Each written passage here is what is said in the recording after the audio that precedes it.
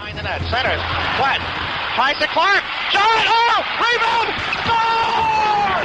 It's for the game winner, and 12 minutes and 1 second of Sunday.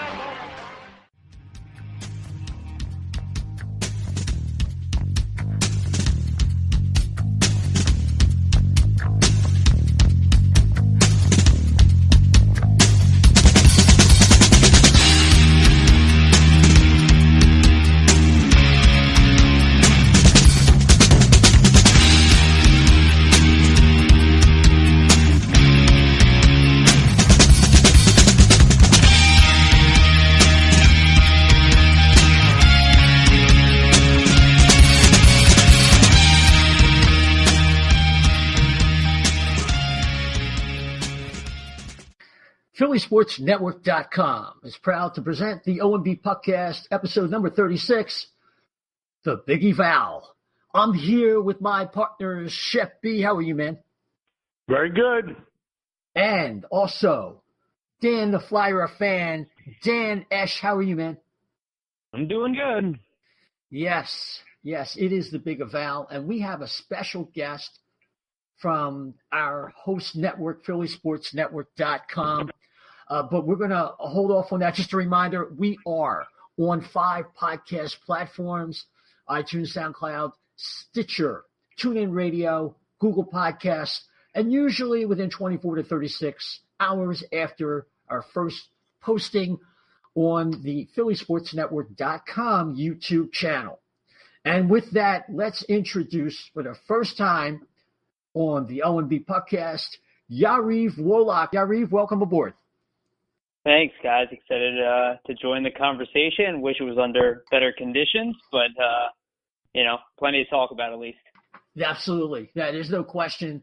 Right now, the Flyers, since our last show, went 1-2. It's so typical in the games with Columbus and with the Sabres and yesterday's disaster versus the Jets. It just showed Chuck Fletcher, who's the new GM of the Flyers, exactly who they are. They could compete in a tight game with a team that might be a conference final team like the Blue Jackets, surprise a young and up-and-coming Sabres team after, digging out of a 2-0 hole, and then just getting blown out on a back-to-back because they couldn't get a save from our wonderful friend Nuvi. And Chef, what do you make of these 3 games? Aren't they a living example of the Flyers' inconsistency and basically what they've been over the last several years?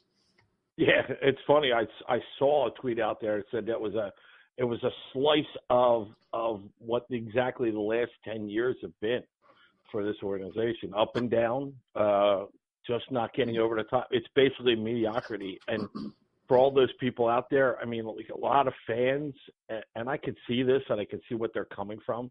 They're kind of fed up, and they're giving up because it's been the same old.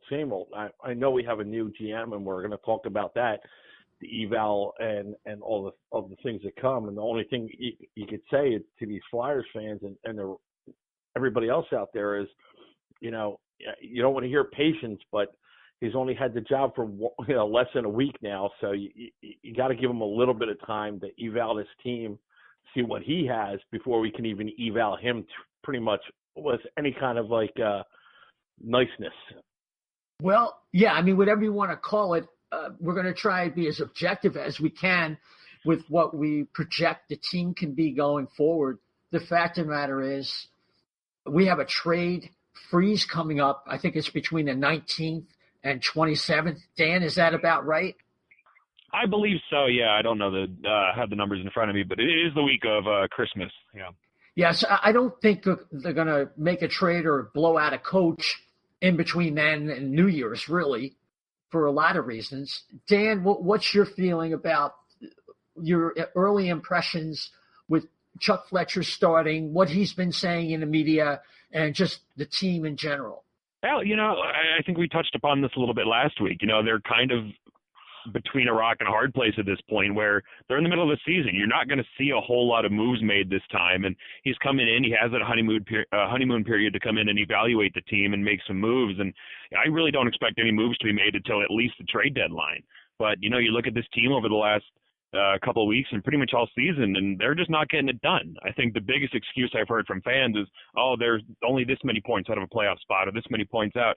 As of right now, they're 10 points out of first place and 8 points out of a second wild card spot. They are 12, 13, and 3 this season. The issue is they only have one 2-game win streak and one 3-game win streak. Right. So playing that 500 hockey, they may only be 8 points out of a wild card spot, but you're not going to recoup that ground playing 500 hockey all season. I don't know if this is the team that's going to be able to win 5, 6, 7 games in a row in order to make that ground up.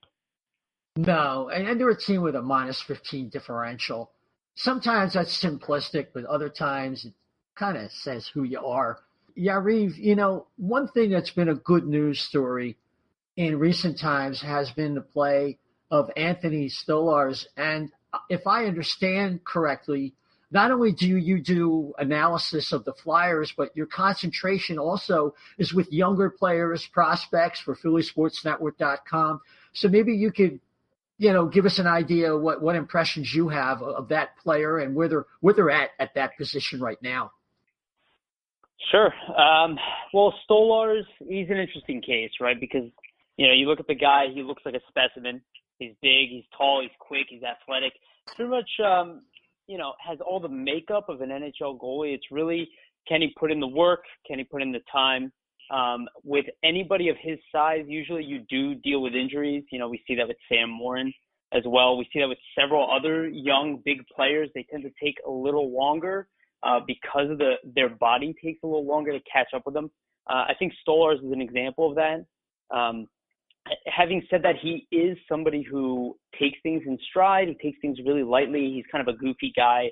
I think that plays to his benefit under the current circumstances that we're under. And he has a great relationship with Gostisbehere as well, which I'm sure helps kind of transitioning on to the Flyers from the Phantoms. Now, the issue is I'm not convinced that you could put any goalie in front of this team and get a regular, consistent performance that we all can be proud of.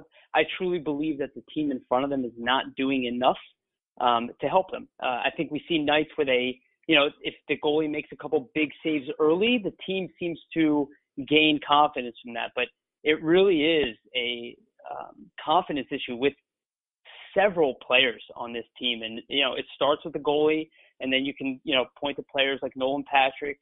You can point to players like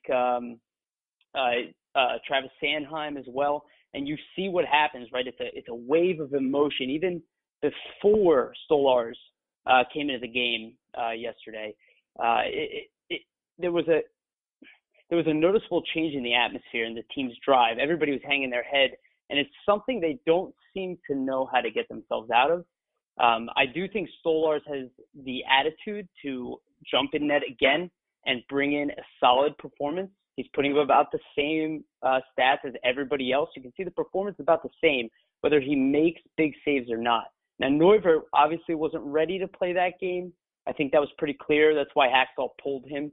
But I think Stolarz can be a nice piece moving forward, especially if you have Stolarz and Brian Elliott. If Elliott can stay healthy, I think you have your young goalie and your veteran goalie working together. You could get some consistency there if they're willing to move forward with some of the headaches. But like I said before, I really believe there's a defense in front of them. And I say that as team defense is kind of what's crushing these guys. None of them are elite, and none of them are going to be able to stand up on their head. But they're all able to put on decent performances if the team plays solid around them. And we've seen examples of that during the season. Yeah. I mean, the structure is what comes apart. And you start wondering whether, how much of that is coaching, how much of that is they can't get a save. Against Columbus, Stoli gave up an iffy first goal, but he played well enough to keep the Flyers in the game. And we saw what happened in overtime. Okay, they definitely made a mistake. I have no idea what Provorov was doing. He was just hypnotized by the puck. Against the Sabres, he was the difference. He made great saves in the beginning. The team got their confidence. Oh, wow, we got somebody's going to stop the puck. And they just come back and boomerang. The Sabres beat them 6-2. And then, like you said, Nuvi, who just doesn't belong in the organization, in my opinion, and I've said that since the summer, couldn't get it done, and they just got snowballed into oblivion. So I mean, that's where they're at. You know, Chef, let me ask you. It was interesting. I was listening to Bill Meltzer on the Off the Post podcast with our buddy Russ Cohen. He was saying that if goaltending had been addressed during the summer, the Flyers likely would have had 5 or 6 more points. And I'm paraphrasing what Bill said. And maybe Hextall would still be here. Your thoughts? That's a very interesting perspective to take on it. Yeah, you can make that argument. I mean, how many times did directly 5 or 6 points? You could argue a couple more. I think I could see where he's going with it, but yeah, he said that a couple games ago. So yeah, I mean, it could be more.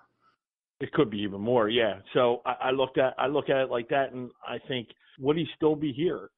It's a very arguable thing, but in the end, it wasn't just the goalie situation that moved it. So I'm going to say maybe wishful thinking with that, but I can see how you could fall into that trap going, if we had gotten a better goal, if we gotten that, it would have been 5 or 6 points ahead of where we are, but it still doesn't put him in that organization standpoint, like from the overall, out of all the stuff we discussed last week, what was going on, I still don't think that's enough that would have saved them.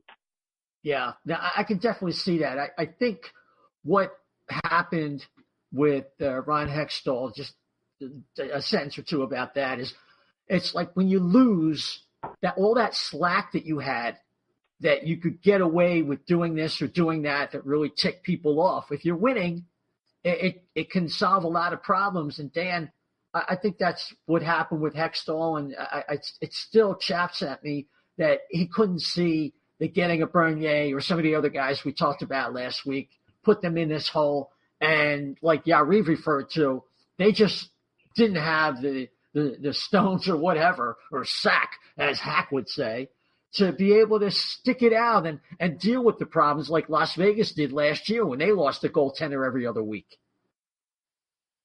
Yeah, we touched upon this a little bit last week, but coming into this season with the goaltending the way it was, everybody knew it wasn't going to work except Ron Hextall.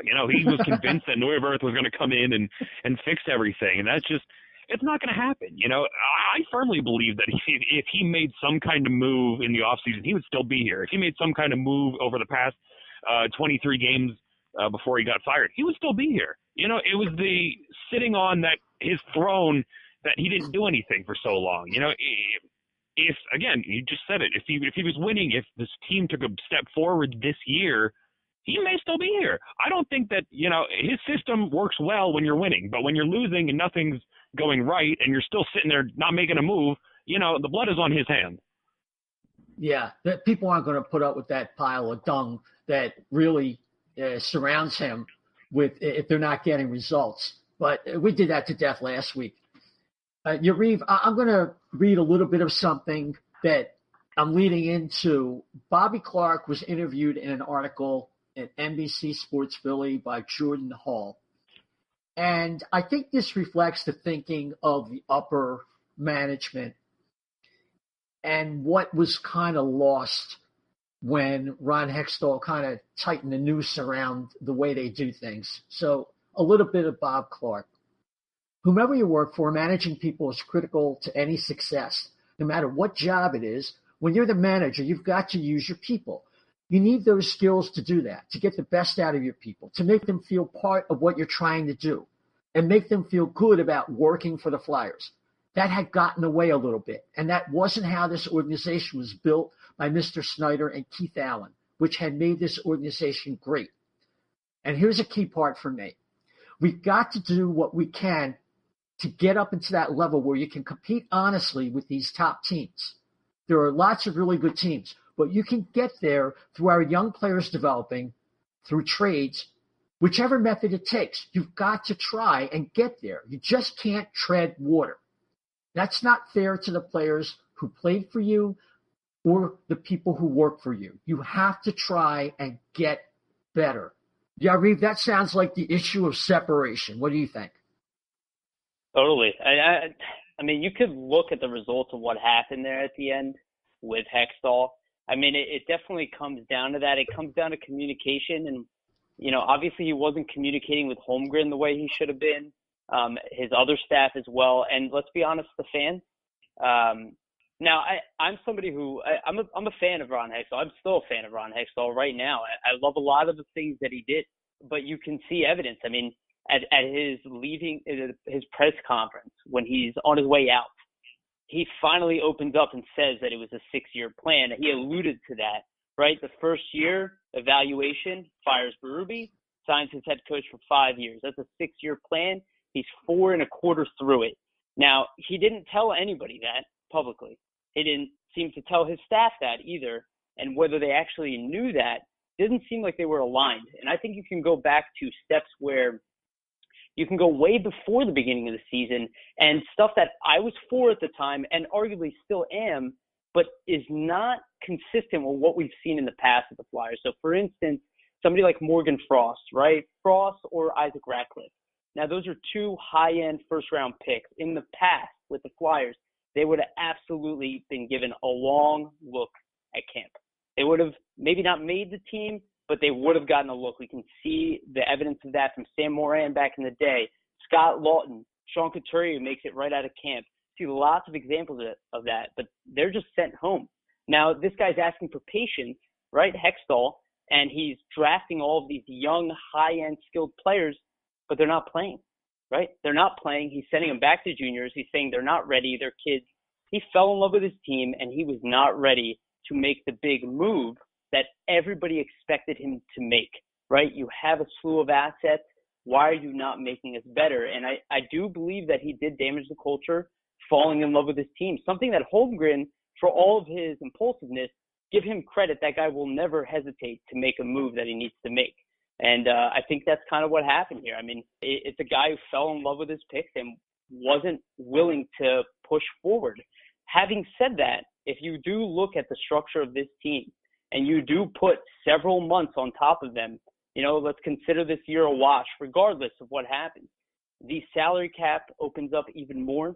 The young assets that were brought in are now reasonable to make the NHL pretty much at all levels, and you have an abundance of young talent, which is a good thing and a negative because you'll be stuck with all of them. So I think this was all preemptive. I think they saw it months ago. They expected him to kind of let go of these players that he fell in love with, and he just couldn't. And I think when they saw that, they pulled the trigger and they said, we'll be stuck here for a while if he doesn't make a move. Yeah, and not only that, I think, like we've talked about, any plan that you have written in stone is not a successful plan. You have to take the feedback upon implementation and adjust. And if you're going to put your signature on raise the bar and then just ignore the goaltending and all that, then you're not – that's to me, that's just not even being reactive. That's just totally in love with your plan and putting your plan – I'm saying it a little bit different, but more or less the same thing. Like you're saying, you're putting your plan above the organization and the people you work for. And that just was untenable at that point. Let me just throw this in there. After yesterday's game, Bill Meltzer tweets out, these bookends speak to the Flyers' all-around inconsistency and why they spent the season hovering around 500. Today was the Flyers' 4th loss by 5 or more goals. It was also their 8th time being either shut out, which is 4 times, or being held to 1 goal, another 4 times. So they're not scoring a lot. They're getting hammered, really. That's the legacy of Ron Hextall, I think, in the short term. In the long term, I think history will be kinder to Ron Hextall. But let's move on. Chef, Coots is, Sean Couturier, is day-to-day with a lower body injury, and that necessitates in the Buffalo game that Claude Giroux goes back to center between JVR and Konechny, and they look absolutely tremendous. What was your thought when you saw that, and what did you think about how that could affect the team going forward? I liked it. I liked the chemistry that the line had. My fear is the longevity of course, the longevity of G going back to center. Really think he would thrive a little bit better still on the wing, but what do I know? I don't like Lindbaum getting buried all the way down the lineup. I think the lineup, I'm sure Dan will touch on it if you said something to him too about this at this point now. Like we've gotten a new blood up top. When can we start seeing the new blood from the bottom? That's more along the lines. I really, it was nice that Varun got called up, but I think he only played 8 minutes the other day. He didn't. Got called up on Saturday, but he didn't even play. So I think he was the healthy scratch. So I mean, for me, I like it, but then I come around and give them. I have to say this. I don't know if if it's the defensive coach or whatever, but Saturday's game, they looked better. The outlet passes were better. I'm watching the defensive stuff more because that's the only thing that's really changed that I can visibly, tangibly latch on to. I thought for the first half or 35, 40 minutes, maybe a little bit less of the game yesterday, because I saw the first period. They came out. They looked good. I mean, probably the scoreboard doesn't show it, but they were a lot better than they have been in that first period against Winnipeg yesterday. I thought, oh, this is going to be interesting. And then, of course, I had to go back to work and do other stuff, and I missed the rest of the game, mercifully, I think. But the lines they can get tinkered with. Until certain players are gone, and I'm not going to harp on which ones. So it needs to be a change, so that way it's a shock and everybody gets their play consistent. Yeah, Dan, I'm thinking right now, if Fletcher wants to make some changes, center is really a position that's killing the Flyers. They're getting nothing out of Nolan Patrick. Maybe they need to shelter him for the rest of the year till he gets his game back. Put him with Oscar Lindblom. They have some chemistry. That'll give him some confidence. Put G at center just for the rest of the year. It's easier to pick up a winger and then pick up the subject next year when you might have 3 candidates trying out to be center. Put Couturier in the first spot, so that way Giroux would be with JVR and whoever else, and go from there. I also like the fact that JVR and Simmons are on the power play, and I don't like Couturier on the first power play. So I think there were some things going forward, even as we prepare for some changes that were positive in that game, that going forward might become changes at least for the rest of the year. Yeah, I mean, you never want to see anybody injured, but, given how stubborn Dave Hextall has been, Sean Couturier's injury kind of came as a blessing. Sean Couturier, the injury. His injury forced Dave Hextall to make a lineup. He has not really tinkered with the top 6 much all season, and they really haven't proven that much. So when they, being forced to move Giroux back to center did a lot of good things and sparked the offense and sparked Van Riemsdyk, who's been having a miserable season. Yeah. I think the best thing you can do is move Giroux back to second center, put him with Van Riemsdyk, put Nolan Patrick on the third line, kind of decrease his role a little bit, let him get more comfortable. And when Couturier comes back, put him back on the top line with anybody else besides Giroux. Yeah. I mean, put him with Voracek, who's had some chemistry in the past, and then just kind of work Konechny and Simmons in. As long as those guys are here. I mean, Konechny's going to be here, but Simmons, of course, we don't know. And I would make that alteration to the power play as well. So the other thing that's kind of going on here, which I think Hextall might be influenced by the new defensive coach, Rick Wilson, we're getting a longer leash, Yariv, with the ice time and a bigger role now for Travis Sanheim. And I think, I'm not going to say it's long overdue. I understand the hesitation, but I think it's about time. Yeah, I mean, I would agree with you on that. I'm a big Travis Sanheim fan. I think we all are. We're all kind of waiting for him to take that next step. I did point this out in one of my earlier articles this year that he is the X factor of this team. It's pretty obvious. This team is light on D. There's no way to hide it. We do not have enough puck movers. We do not have a top 4 veteran defender. I mean, you can make a case it's Andrew McDonald. I think most of us would scoff at that. He did do an admirable job at that last year, and I think it did benefit the team. But this year, he's a little step slower. It's not really a position he can have. And that allows Travis Sanheim now to take up some of those minutes. And I love that Hextall, in a game that they were losing and really had nothing to lose, kind of elevated Sanheim's minutes, give him an opportunity to play. He needs it. He is a guy who I truly believe will be just as good as Ghost in the sense offensively. He'll be able to put up numbers, play. He'll be kind of in between Ghost and Provorov a little bit with really good size, really good speed, right? He can crash the net. He's a really unique player, not somebody I would want to move. If he can take a jump by the second half of this season, you might actually see a different team. Now, that's a lot to ask of him, just like it is to ask of Provorov and Ghost. Without a leader of this defense, we're going to keep seeing inconsistency.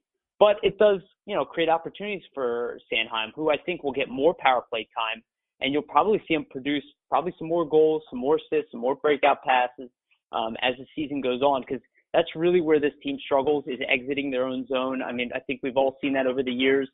We have how many defensive defensemen and how many puck-moving defensemen? Andrew McDonald is not one, right? We never want to see him on the power play again. So if Sanheim can make this jump, take that spot on the second unit, and hopefully put some points up on there, it would be really huge for this team. I mean, you're looking at a player who is a legit top pairing caliber prospect, and at a young age could be a very good top four defender. So it was really exciting to see that he got some serious minutes. Hopefully he gets elevated. I'm not so sure what the risk is, why he doesn't want to put Sanheim with somebody like Provorov. I keep hearing you don't want to see him get buried in his own zone. It's happening anyway. This team is not very good defensively, and it doesn't matter if they're older or younger. There's an issue with team defense, and my opinion right now is, it's going to get worse. Sorry. Yeah, well, let me interject. I think the problem with Sanheim and what they're concerned about is very similar to Jake Gardiner in Toronto. They're prone to the big mistake. They don't want to crush his confidence. He's a sensitive kid, but he's got the right attitude, and he's a big-time worker. He's an excellent work ethic. So I think that was the concern. They wanted him to get more reps. Last year, he had a lot of problems with his stick-on-puck play. He in the D zone, his fundamentals weren't very good. We reported that last year, and people didn't understand what was going on. They literally had him in practice, and they weren't happy with the results. And that was that period where he was here but not playing. So finally, Hextall kind of just said, listen, his reads, his stick-on-puck, some of the other stuff that are fundamentals aren't together yet, and that's why they sent him back down. But obviously, I've noticed a difference with those things as much as somebody like me, a fan, can do. And I think it's exciting. What we may be witnessing, Sanheim's emergence. I don't know if we don't have enough puck movers. You have three guys. You have Provorov, Ghost, and Sanheim. If you have one on each pair, that's okay. The more, the better. There's no rule that says a defensive defenseman can't be a puck mover, even if he's not a point generator. But, he could be a shot suppressor like an Anton Stroman, So I think it's possible that Ghost could be maneuvering himself through his play into being tradable. And what type of player they'd be looking for, I don't know. But that is something we might want to take a look at. In the last 12 games, the Flyers are 4-6-2, speaking of records. And Fletcher is on this trip, checking it out. And like we said earlier, that he's shown them what they've been all along. It's Chef, knowing that there's a trade freeze and all that, you want to take a stab at maybe some things that Fletcher might be thinking of. What's he going to do? What do you think? What is the scope of what he's going to do? What I think he's going to do versus what I want him to do. But here's what realistically I think we can look at. I just want to just say, watch the Sam Morin talk. Somebody's a little sensitive that's on this podcast. So, but I think we've seen him in practice a couple of times now this past week, and he's hanging around, and his timetable is still slated for February, I do believe. I don't think that's been moved up or changed at all. No. But if you look at it, is it time to look down the list and package? I've thought that the most promising thing on the trade would be Ghost because of what you have down in the minors. I mean, does the emergence of Sam Moore make somebody like Philip Myers expendable? As much as we love the right-handed defenseman, but does it make him expendable? A bigger guy to clear the porch, a better complement to some of the guys on the team right now than actually Myers would be. You can make arguments in that. I think that we will see probably one or two forwards in the name of either Simmer or Voracek, or maybe even both, but one of them. And I know we had discussions about it before, me and you, Isaiah, that I think that, anytime you have Jake and JVR in the same line, Simmons and JVR in the same line, they're too similar, and I've been seeing other people say that as well. So I really don't think, especially considering the way the play is right now, his play is, I don't think that, Simmer is creating much value for himself with the team. Now, maybe you can get something out of it in packages, but I think definitely Simmer will be moved before the trade deadline. I really think that if they keep hovering around this 500 and maybe hang a little bit, there might be a tendency to think that there's some way to salvage a little bit of this season. Let me kind of steer this question so we can kind of hone in on some things. Sam Morin, to me, is a complete wild card. We have no idea. He has virtually no NHL experience, and I don't think he'll be a factor in moving a player like Ghost or even Phil Myers for that matter. I do think, though, he could be a factor in moving a player like Haig or Gudas. I think there's some duplication there in the type of player. So if somebody wants a player with more experience who could add some physicality, defensive defenseman, block shots, go in a penalty kill, in spite of the Flyers' wretched record in that regard, that's how I would kind of, if you want to call it, pigeonhole Sam Morin until, he's up here and he shows he can play. And there's some waiver issues there, so I'm not sure how they're going to handle that. But, Dan, I think before the trade deadline, the Flyers are going to make a move. And I think the Flyers are going to have a new coach. I really do, in January. I don't know when. The schedule is so compact. There's no, you don't have a 4 or 5 day break like you did, in the last 4 or 5 weeks. But I think Dave Hextall is out. And I'm not sure which way they're going to go there. Are they going to go with a big name, or are they just going to go with Scott Gordon? And if you even agree? Well, first of all, going back to Sam Morin for a second, if you want to know what he's up to, you can check out my Samuel Morin tracker in this week's edition of Brotherly Puck Weekly. Check that out every single week. It'll be up on Thursday. Little Excellent. plug. Anyway, back to the coaching. Listen, I would love to see Dave Hextall fired. I would be the happiest man in the world the day he loses his job. But to say that my hope is dying that I'm ever going to see him leave behind the bench, it's going to happen eventually. His days have to be numbered sooner or later, but man, it sure seems like he's going to stick around forever at this point. I don't know if he's going to, I have a feeling he's going to survive the season. Unless they can get somebody like Quenneville or somebody big in the interim to hold out for somebody like Quenneville in the summer. I don't know. I don't think he's going anywhere this season. I'll tell you why I think he's going to get fired. Because I think he's going to get fired at the end of the season anyway. If they were of a mind that Chuck Fletcher wants his guy, that's number one. Why leave Dave Hextall twisting in the wind like this for the rest of the season, at coaching in a situation where it's obviously kind of a reclamation project? You might as well get either a reclamation coach or bring up Scott Gordon. And this way, Hack can get out of town, get his act together, and give people the impression that he was a victim of Ron Hextall's excessive patience. That's kind of the way I look at it. I think he is kind of twisting in the wind and is a dead man walking. But, Yariv, here's the next big thing that I wanted to address. How far should the Flyers go in retooling this thing, rebuilding this thing? Do you think that Ron Hextall was wrong? He should have traded Voracek, Giroux, and tore this thing down to the studs, and we would have been better off by now? Or do you think that if that was okay, but now we need to change?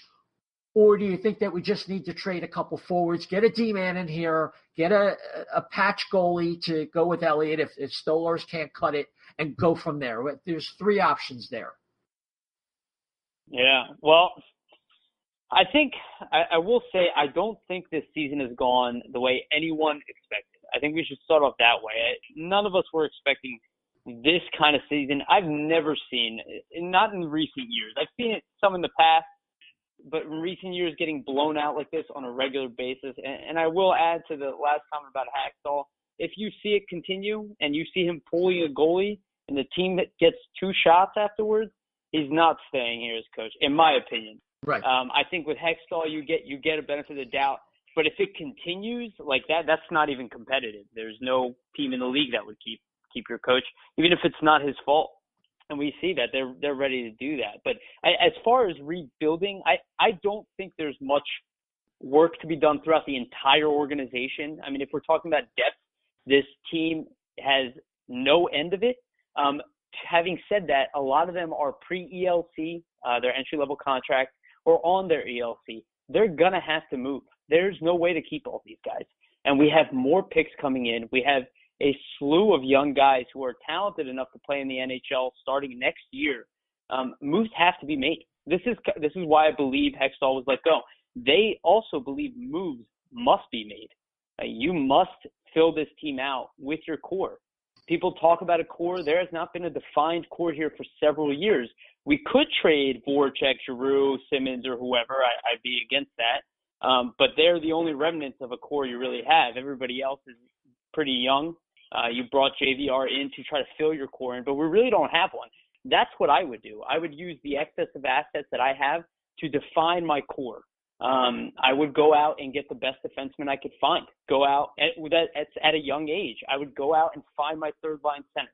I would go out and do these things slowly over the next 12 months and prepare for next year. You could have made the argument to do it over the summer. It's a little bit difficult. If the young players improve at a faster rate than they're going right now, and they can bring in that one veteran voice that's loud enough to quell a lot of the issues that we've seen on the ice, that will really help. But I'll be honest with you, I've never seen an all-around poor performance from players. You can pick apart multiple players every game. I do think it kind of lands on leadership there, and I think, more and more, I don't really know what the answers are beyond, kind of changing stuff up. You're not going to trade your entire team. You're going to lose on a bunch of those trades. It's not really the way you want to make things. You don't want to make those decisions you don't want to go into any negotiation in desperation. And that's how we'd be acting right now. So more of kind of take your time with it, like Fletcher's going to do, and bring in a new voice in that locker room. I think that's really what they'll look to do. And they'll look into to bring one player on the ice during the season, at least, and potentially go to the new coach. I do think they'll only fire Hextall if they have a better option. I do not think that they'll fire Hextall just for the sake of firing him, right? They'll wait out the year and find out the best option that they can. But I do think Fletcher's thinking about that. If they wanted a fast move, I don't think Hextall would have been fired. He would have been the first person to make the fast move if he was forced. I don't know if that's possible, but he knows the team. He knows everybody in the organization. He was already working on deals left and right. Bringing in Fletcher is kind of a reset on that. He has to rebuild those relationships, reassess his team. So in my opinion, it's actually a delay on the trade deadline. I don't agree with that at all. I think the reason why they use that word repeatedly, unyielding, is Ron Hextall didn't like the prices. He had his plan, right? And he wasn't, and we talked about this last week. He ran out that straw man argument of, I wasn't going to trade a young player for a 34 or 35-year-old. And nobody's asking you to. And I don't actually buy that. I think he knows he screwed up, but he didn't want to mess up by having to pay a premium for his screw up in net and in other places where he didn't address, and they need a top 4 D-man, like you said, some second or third line center. And he felt like you're saying, you don't want to go into any negotiation with negative leverage. And because of his inactiveness, I think they lost that leverage and they're at a deficit. So what can they do? They can trade with teams that are also in that boat, like St. Louis. I suggested, let me get specific. I think Ghost is a guy who could help teams that need speed, a dynamic element, and we need stability and a partner for Provorov. Now, Colton Parayko's name is out there. I think that would be a fair, even trade that would help both teams and give them elements that they could use. I don't know that there's any rumor saying that those players have been discussed. I know that both of those names are out there, according to people I've heard, but not necessarily in connection. But getting back to the specifics, let me move to you, Chef. Is Simmons here by the trade deadline, yes or no? No, absolutely not. I don't think so. Okay. Because if you let it get to past that point, then if I'm the new GM and I'm coming into a position where I got to show something, Simmer's on my radar. As much as he's been great for this team, I look at it, this has got to be a business move now, because you got to take and it's kind of good that he's coming in and he's got these prospects and this little bit of flexibility. He's going to have some wiggle room to make a little mistake here and there. But you cannot, try to get rid of Simmer without getting something back for him. He's gone at the end of the season. He's probably not coming back to the orange and black. So you might as well make the move now. Yeah. Dan, you agree with that? Yeah, I would say he's gone either before or at the trade deadline. I'm sure there's going to be some team that's desperate enough out there to pick him up, thinking that he would be a good addition for their cup run. Well, I mean, I think he's got, 10 goals this year, so it's not like, he's kind of like a 30-goal pace. So, Yariv, would you be unanimous in that? With me, it depends on the status of the team. If we are this way at the end of the year, absolutely. I mean, you don't have a choice. You're not going to let him walk. You're not going to get anything for him. If we can bring in – here's the one thing I'll say. This is a team that's already mentally fragile. That guy is one of the strongest guys mentally we have on the team. You move him, you're probably taking a step backwards during the – if the season a loss, it doesn't matter. If you can trade for a player that replaces his type of personality, I'd be all for it, especially if it's a defenseman at this point. We do need a different mix. I just worry about, such a team that lacks so much confidence. It's a reset button. That's what I'm saying. You move Simmons, you're telling the young players, hey, it's not your time. And I personally believe the Flyers are going to look to add. If they actually want to make it into the playoffs, they'll try to add somebody else. And, either they're going to bring back a couple pieces in a Simmons trade, but they'll try to add depth to their current NHL squad. I won't think it'll be a trade for futures. I'd be open to moving Simmons, though. I'd be open to moving almost anybody on the team. But it's just really matters on the return. And I think Simmons could get a really good return, to be honest. And I'd be open to it. Be open to almost anything at this point. Yeah. Let me ask you the dodgy subject here of Claude Giroux. And there are people out there, and those that are listening, I promised we would bring this up. Is it sacrilege to say that this thing is going sour and we need more of a rebuild than we thought? And if the right offer came along, as much as we want Claude Giroux to retire in orange and black, if the right offer came along, I'll start with you, Yariv. Is it really crazy to trade Claude Giroux? I put it out there. Let's put it this way. Think about Jerome McGinley and how if Calgary had traded him earlier, and they eventually did trade him, they could have gotten much more and been further along the road than they are even now today. So you can handle that, and we'll kind of do a panel on this. Yariv? My opinion is you keep Claude Giroux until he retires. Though I do very much understand your point, and I could even see a case for it, and I could even be convinced, right? Right. My thing is I don't know what we really need. right? Like, it depends on if it's for Jack Hughes, within in a heartbeat, right? That starts over. It's a generational number one center. Like, why wouldn't I do that, right? But odds are you never really get what you think you're going to get in those returns. You usually get back multiple pieces. And if one of those guys are as good as Giroux, then it's a win. I just don't know what we really need. I mean, we have no shortage at pretty much any position. Even Chuck Fletcher said himself, we have about 20 prospects that look to be NHL caliber. I don't know what we're filling in. I mean, we're already set for a reboot, right? Well, we already have an open cap space. That's quantity, though. How about we're up against teams over the next 10 years that have Eichel, McDavid, Matthews, Marner. So we have lots of quality prospects and quantity, but they're not in that blue chip tier. So that's the idea. You go, and this is just an idea. You go to Colorado, who holds whose pick? Ottawa. And you say, hey, you guys need a second line center. They do. They're really kind of like a one-line team. They can completely change their outlook and improve their odds. I'm just spitballing, obviously, but that is kind of where I'd be coming from, where you would have a chance to get a guy like Jack Hughes. Otherwise, I don't want to do it anyway, but I'm just saying I don't think it's crazy to think that like you said it yourself, who is their core? I mean, for me, it's Couturier, Provorov, Konechny, Patrick, if he can get his head out of his butt. And from there, I'd like to say definitely Giroux. Jake and Simmons are not, because it hasn't worked over the last 6 years, right? So that's kind of where I'm coming from. Yariv, I'll give you a chance to respond to that.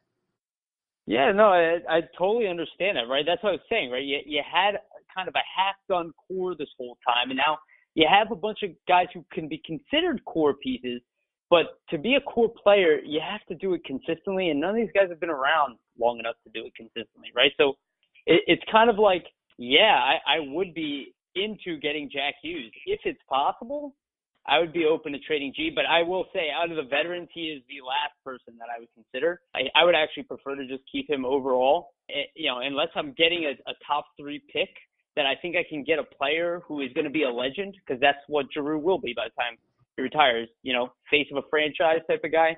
I'm not doing it. I'd rather let it fade out. Now, everybody else, like Voracek, Simmons, I would let them all go. But the captain of the team, if I'm doing that, I'm resetting. It's not the end of the world, but I'm resetting with a hope that, I'm going back a year or two again, but I could come back even stronger. And to your point, Isaiah, just to your point, after Edmonton traded Wayne Gretzky, I believe they won a cup. And somebody can correct me about that. 1990, Bill Ranford was in goal and Mark Messier was there. Yes. Right, exactly. So that's an additive to your point, is that with all of those people, and actually let's do one that's even closer to home, Eric Lindros. We went all out and got Eric Lindros, right? But look what happened to that team. We failed, and Quebec, who eventually turned into Colorado, right? Won a couple cups, had a pretty dominant lineup, and I'm pretty sure Peter Forsberg, Mike Ricci, there's a couple assets that we gave them in that trade. So, it really is where our team is. If we're down and out and this continues, I mean, I've never seen a team play this poorly defensively as a Flyers fan. I mean, they can't stop goals. You can't stop goals, you're not making it anywhere. So at that point, how far are you? Yeah. So I'd be open to both. I personally, I am not a huge fan of resetting the culture of your team, because I don't see it as we have the wrong good players. I personally don't think we have enough. And I think it's kind of obvious on the ice. Yeah, I think there's a problem with the team's spine, frankly, mentally. And Chef, definitely. You want to chime in with some comments in this regard? If you would have spoke to me 2-3 years ago, I would have said trade Giroux. But now I'm saying no, I wouldn't trade him. And my reasoning is this.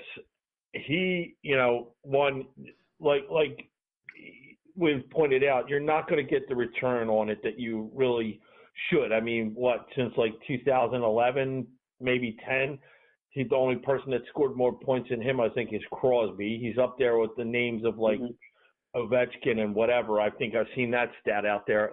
That's just, what are you going to get back that's going to be worthy enough for that? That's one. I don't think you can win that trade for him.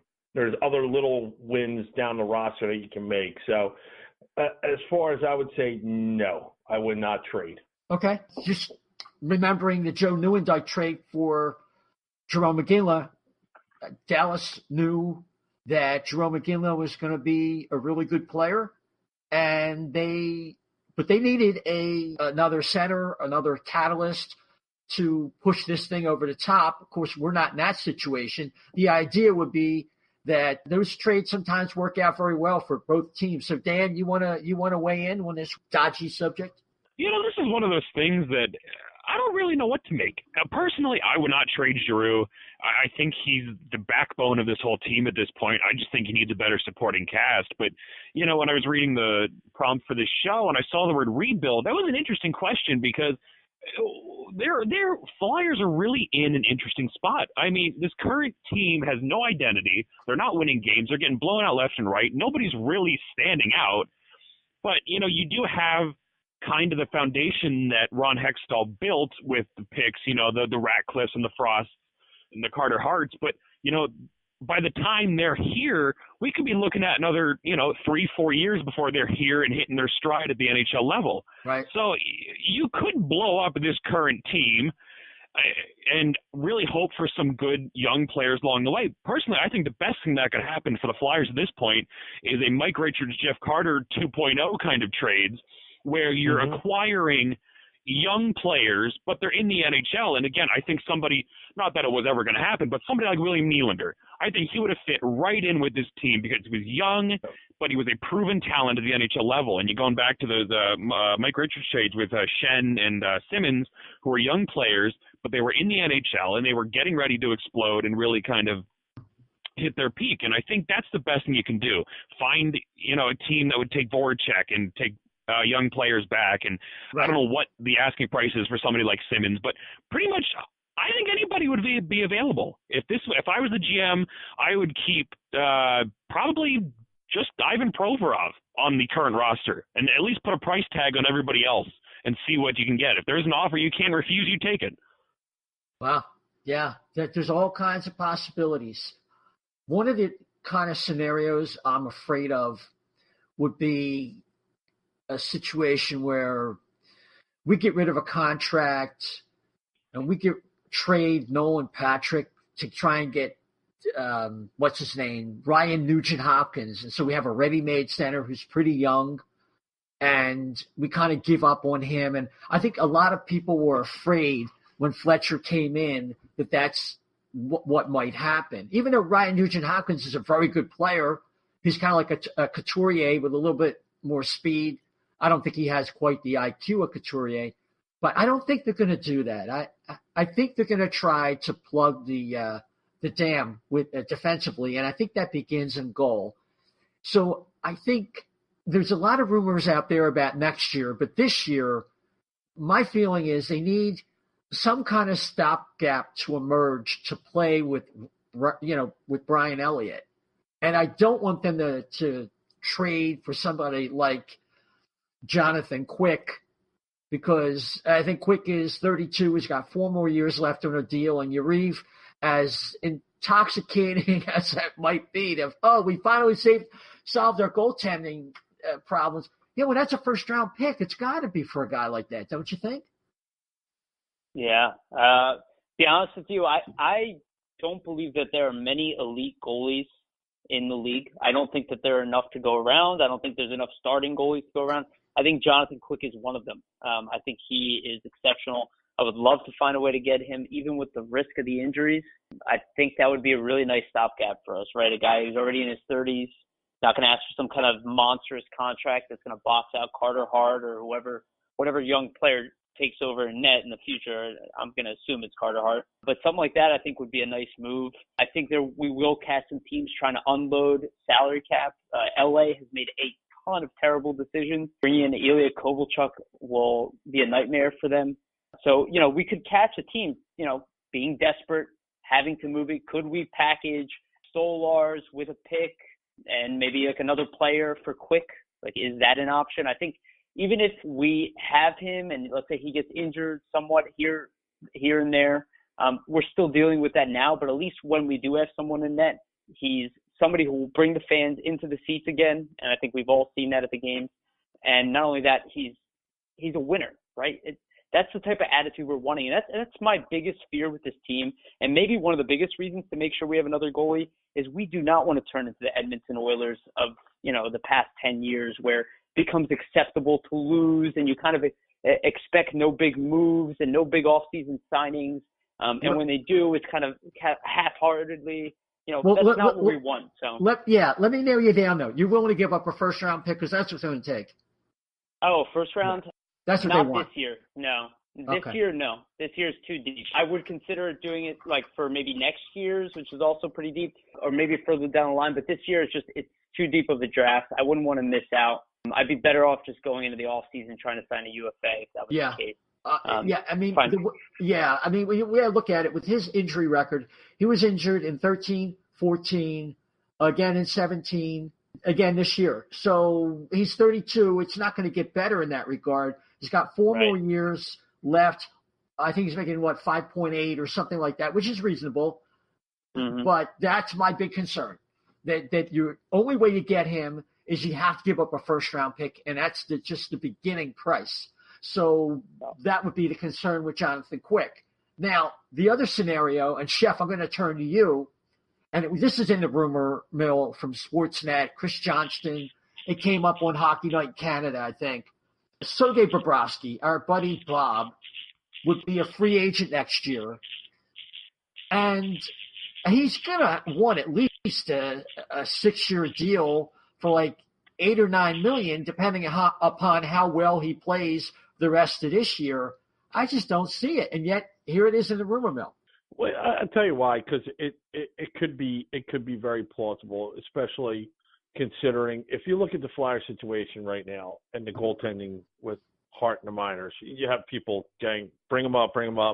That's just one of the most ridiculous things I ever heard. He finally got his first shutout. He's finally settling into a groove. Now, what you need to bridge the gap is something like a 2-year goalie, a 2-year deal for somebody. I think 2-3 years. 3 years would be not unrealistic, in my opinion. So I look at it, and if you could make a trade for Bob, and with the fact that you're going to sign him for a 3-year deal, and if it's going to be in that $7 million price range, I don't think that's unacceptable for a long-term rental. Yeah, but he's not going to do that. He's a UFA. He's going to go to UFA. So the Flyers would have to get him after the season, and he's going to be out there bidding against teams that are probably going to offer at least $8 million for at least 6 years because he's 30. Mm-hmm. And that's why I just don't think it's reasonable. I don't see it happening, if that's what you're saying. Yeah. At the end of the day, I just don't see it happening. Yeah, I mean, let me just review. Bob has had significant injuries in 13, 14, 15, 16. Then he was good for a couple of years. And I believe he's been healthy this year for the most part, but not really playing that well this year. And, of course, Dan, his big issue is in the playoffs, he's just not the same guy. Yeah, he's one of those guys that doesn't really stand up when it comes to the playoffs. Moreover, I think if you're Bobrovsky, would you want to come back to Philadelphia? You have a less than fun history here. And really, if you sign him, let's say he does come back for 6 years, you got Carter Hart in the wings. For the moment, it relieves some of that pressure where you can leave Hart in the AHL for another year, but sooner or later, you're going to have Hart come up, and you're going to have him push Bobrovsky out of the starter role again. And it's going to be just like it was with Brizgalov, and he's going to want out again. That's the first thing that came to my mind. I said, what is this, a Briz replay? It's like the nightmare is repeated all over again. This time the temperamental prima donna is Bobrovsky. He's got a little bit of that. He's not like Briz. Briz was a bad guy, going back to his AHL days in Cincinnati. Of course, the Flyers did no homework on that, but Flyers history there for you. Yeah, I don't think that's the answer. I think the answer is another, you know what it is? It's go in the Wayback Machine to this summer, sign Jonathan Bernier for 3 years at $3.1 million. You know, you outbid Detroit. He probably would have come here anyway because he knows he would have been closer to winning, and we wouldn't have had any of this crap. So, you know, thanks for the foundation laying, Ron Hextall, but goodbye. That's all I have to say. He basically ruined the season with his decision making. That's of course that's just my opinion, and it sounds like Dan agrees. But anyway, Yariv, the other thing all fans can do is go to tankathon.com, and this was not in the notes, but if you go to tankathon.com, you can actually get a simulation for which team will win the lottery. I was listening to, I have to credit Hockey Buzz, the podcast, to see, you know, and their result was the Flyers came in second behind the Rangers. And, yeah, so simulate the lottery. I just simulated the lottery again at tankathon.com, and we came in got seventh. Yeah. Let's do it one more time, everybody. Okay. Now I moved down to eighth. I got to stop. Almost a third. Oh, really? Yay. We can just do this all night so everybody can thank us. This will be episode next week. We're just going to do this next week. We're going to have people that are addicted to tankathon.com, and they're going to blame the O&B Puckcast. I can't stop until the Flyers are first. You guys know what's going to happen. The team's going to probably fight back to get to about 10 to 15, and you know, short of another Nolan Patrick miracle. It never happens. The good things never happen. We're not getting Jack Hughes, even though that guy is exceptional. And getting a Jack Hughes, that would change us overnight, in my opinion. And I think Buffalo is a good example of that. And if I was Ron Hextall, I would have thrown the kitchen sink at Rasmus Dahlin. And I'm surprised that he didn't. But I guess knowing what happened now, it's kind of obvious. Any final comments and anything that you wanted to cover, or articles that you had that you wanted to just mention before we head out for tonight? Yeah, thanks. So I'll be writing another review of the past few games, putting my 2 cents in, you know, a lot of what was heard here. You know, I will say, you know, I've been watching this team just like you guys for a very long time. I'm ready for something, right? And I'm very patient.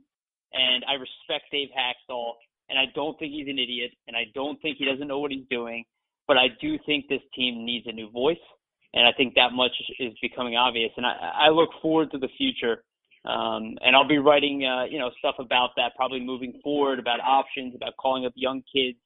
And look up for my stuff on Twitter. I'll be doing a bunch more stuff, and as we approach, you know, the trade deadline in summer, I'll be going really in depth in prospects and future options and where we'll stand next year. So look out for that stuff. Great. Fantastic. Want to thank you for coming on the O&B Puckcast. As always, check out Yariv and all the great writers at phillysportsnetwork.com. They're our partners in crime. They really do a great job across the spectrum because they're not just going to cover all four majors. They're going to cover colleges. They just announced today they're going to have credentials with the Wings, the lacrosse team, and they're doing a great job. Dan, what are your final thoughts, and what are some things that you're working on at brotherlypuck.com and other places? Well, as far as my Flyers thoughts, I really don't know what to say. This is the first time that Dan the Flyer fan is speechless because, you know, they're in a real rough spot right now, and there's not any simple solution. I think it's going to be an interesting next couple months of the season here. You know, the midpoint is coming up. Their midpoint of the Flyers season is January 5th. So, you know, we're halfway there. Going to need a lot of tequila to finish the rest of the season, but we're halfway there. Yeah. As for Brotherly Puck, big news, actually, that just happened during the show. We have added our first writer, Mike Bailey, formerly of Flyers Face Off. You can find him at mbailey something or other. Don't want to screw it up here. mbailey010 is our newest writer. Well, you can follow him. Follow us at Brotherly Puck. There'll be plenty of new top 5 lists coming. I'm writing a whole bunch of stuff to get this site off the ground. You can check out the Brotherly Puck Weekly from last week. You can check out Brotherly Puck Weekly Issue 2 coming out on Thursday. All kinds of fun segments in there. We are building some strong here at Brotherly Puck, so follow along if you're not already. Fantastic. Chef, about a year ago, we had an episode. It was our 12th episode. It was called Murray Last in the Metro.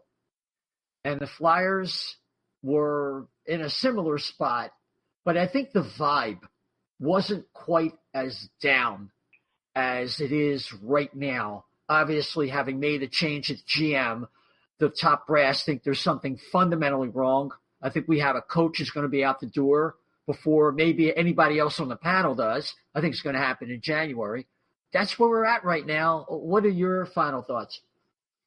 I hope it occurs first thing in January. I don't want to wait to the end of January, like you were saying, like maybe later in the month. But I think they still have a chance to save the season. I think there's got to be moves to be made. But all in all, I'm gonna try to be optimistic about it, because the one thing this team reads right now is a rah-rah guy. And that's what they seem not to have on the bench there to give this team the oomph to get back into games or to stay even in games. So that's what I asked for Santa for Christmas. The Flyers make a trade and they get a good locker room guy, because you can never have enough good locker room guys. Yeah, as long as they can play, of course. Of course. Yeah, I mean, we have guys like AMAC, and he can't play, so you can only garner so much respect if you're the guy who's like who might be getting second pairing minutes, but everybody on the team knows you're probably a sixth guy, and that's not a good situation. But yeah, so listen, we're in a situation where we're in a holding pattern, and there's going to be a flurry of games coming up. I don't know what we're going to do schedule-wise, but we usually record on Monday or Tuesday. Holidays are going to be coming up, so we might be coming at you at some odd days with some different personnel if Chef can't make it, because Chef is a chef, right? Yep. And where are you a chef at again? At Steam Pub, Southampton, PA, 606 2nd Street Pike. Stop in and say hi. Fantastic. All right, and with that, we're going to call it to a close. We'll probably see you right around December 26th. There's not a game that day. That's a Wednesday. Some combination of O&B Puckcasters. And until then, try and hang in there, people, and have a fantastic Merry Christmas. We'll try and get to you before the new year, everybody. And right now, I hope everybody is having a happy Hanukkah for our Jewish listeners. And until then, take care.